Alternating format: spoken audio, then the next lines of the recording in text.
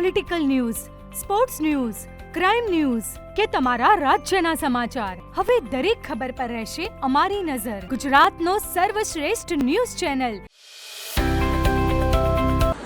ચણસમાં ચિત્તોડા road પર આવેલું Goga farm house આજના સમયમાં પ્રાકૃતિક ખેતીનું અનોખું અને પ્રેરણાદાયક ઉદાહરણ બન્યું છે.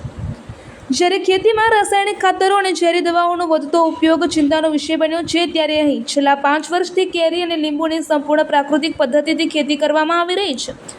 ફાર્મના સંચાલક ઉમેશભાઈ પટેલના જણાવ્યા અનુસાર અહીં આંબાના ઉછેરમાં ક્યારેય યુરિયા ખાતર કે ઝેરી દવાઓનો ઉપયોગ કરવામાં આવતો નથી. વૃક્ષોની તંદુરસ્તી જળવાઈ રહે છે અને ફળોની ગુણવત્તા તથા સ્વાદ કુદરતી રીતે જળવાઈ રહે છે. તે માટે ગૌમૂત્ર, લીમડાનું પાણી અને છાશના મિશ્રણનો ઉપયોગ કરવામાં આવે છે. આ પ્રાકૃતિક દ્રાવણનો છંટકાવ વૃક્ષો પર કરવામાં આવે છે તેમજ થડમાં પણ રેડવામાં આવે છે. ગોગા ફાર્મ હાઉસની સૌથી વિશેષ વાત એ છે કે અહીંથી થતી આવકનો એક પણ રૂપિયો વ્યક્તિગત ઉપયોગમાં લેવામાં આવતો નથી. ફાર્મમાંથી મળતી સંપૂર્ણ આવક ગોગા મંદિરના વિકાસ, પશુ પક્ષીઓની સેવા અને શ્રદ્ધા માટે આશ્રય સ્થાન ઊભું કરવા માટે વાપરવામાં આવે છે. ચાલુ વર્ષે વાવાઝોડા અને અન્ય કુદરતી આફતોને કારણે ફળોના ઉત્પાદનને નુકસાન થયું હોવા છતાં સેવા કાર્ય યથાવત રાખવામાં આવ્યું છે.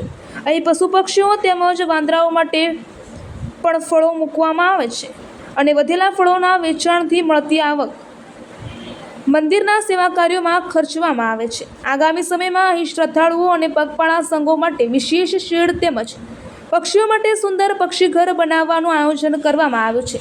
દાતાશ્રીઓના સહયોગ અને પ્રાકૃતિક ખેતીની આવક દ્વારા આ સ્થળે આદર્શ સેવાધામ તરીકે વિકસાવવાનો સંકલ્પ વ્યક્ત કરવામાં આવ્યો છે. પ્રાકૃતિક ખેતી, નિસ્વાર્થ સેવા અને ભક્તિના અનોખા સંગમને જોવા માટે મોટી સંખ્યામાં લોકો ગોગા ફાર્મ હાઉસની મુલાકાત લઈ રહ્યા છે. રિપોર્ટર કમલેશ પટેલ સાથે જય કિશન પટેલ.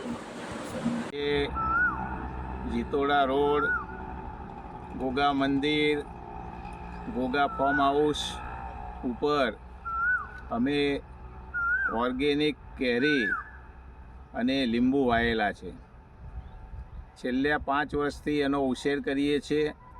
આજ સુધી એમાં યુરિયા ખાતર, ઉધેવની દવા કે કોઈ પણ કેમિકલવાળી દવાઓ કે કંઈ પણ નાખવામાં આવ્યું નથી. અમે અહીંયા ગૌમૂત્ર, લીમડાનું પાણી, છાશ આ બધું મિક્સ કરી અને બધું ઓબાને છોડતા હોઈએ છીએ અને એને થળીએ નાખતા હોઈએ છીએ. એ રીતે આ ઓબાનો ઉછેર કર્યો છે.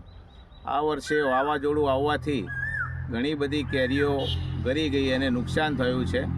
પશુ પક્ષીઓ, વાંદરાઓ બધા ખાય છે અને જે વધે એ અમે અહીંયા જાતે બધા વેચાણ કરી અને ખાતા હોઈએ છીએ. અને જે કંઈ આની આવક થાય એ બધી અહીંયા ગોગા ધામ એટલે ગોગા મંદિરમાં વાપરવામાં આવે છે. આપણે આ ખેતીની આવક કોઈ પણ ઘેર લઈ જતા નથી. ધીરે ધીરે આ ગોગા ધામ અહીંયા વિશાળ બની રહ્યું છે. હવે એક મોટો છેડ બનવા જઈ રહ્યો છે. પંખી ઘર બનવા પણ જઈ રહ્યું છે. અને આ રીતે દાતાઓ દ્વારા અને અમે રોકાણ કરી અને અહીંયા પગપાળા સંઘો બહુ આવે છે, એમના માટે આ બધી વ્યવસ્થા ઊભી કરીએ છીએ. અને ખેતીની તમામ આવક ગોગા મંદિરમાં વાપરવામાં આવે છે. બોલો ગોગા મહારાજ કી જય.